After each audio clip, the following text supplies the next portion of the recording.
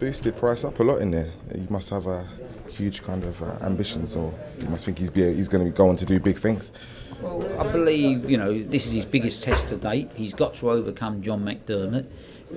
John McDermott is one of the most underrated heavyweights in British boxing, and John has got great ambition. So if Price does overcome John McDermott, yeah, I believe what I'm saying is true about him. I do think there's something special about him. I do think he's learning his trade right. But all will be revealed on January the 21st. How do you see the fight panning out? Very interesting.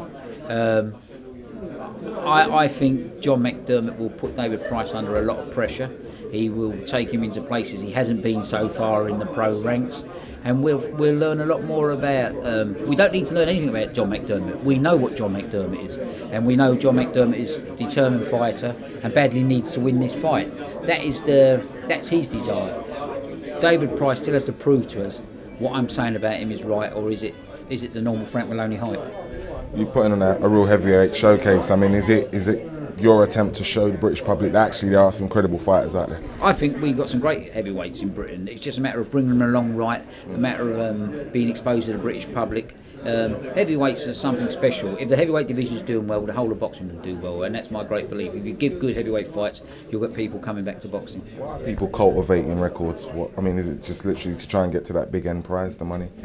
I think so, but you also get people in boxing who want to walk around with a fighter, put their arm around, go to their local pub saying, I look after this guy, he's had 20 fights, he's undefeated, he's the greatest thing since sliced bread. He might be in that little town, but bring him into the real world and let's see if he can fight. What about the other fighters? I mean, we've spoken to Dylan a few times this year ahead of his fights. How good a prospect is he, and what could he go on to do? Dylan is a very good young fighter. He's been brought along very cleverly, very careful. But at the moment, again, I don't want to put pressure on Dylan and start shouting from the rooftop till a couple of more fights, because he's in that transitional period, coming across from martial arts into boxing. Yeah. But what people forget is Dylan actually holds a win over the amateur that everyone's raving about, Joshua. So, it's something I forgot to mention today at the press conference, but it's a very important win. So it shows to me he can fight, and he could be the next one coming along that pecking order. Why was he frozen out, in your opinion? Do you think? Is it literally what they?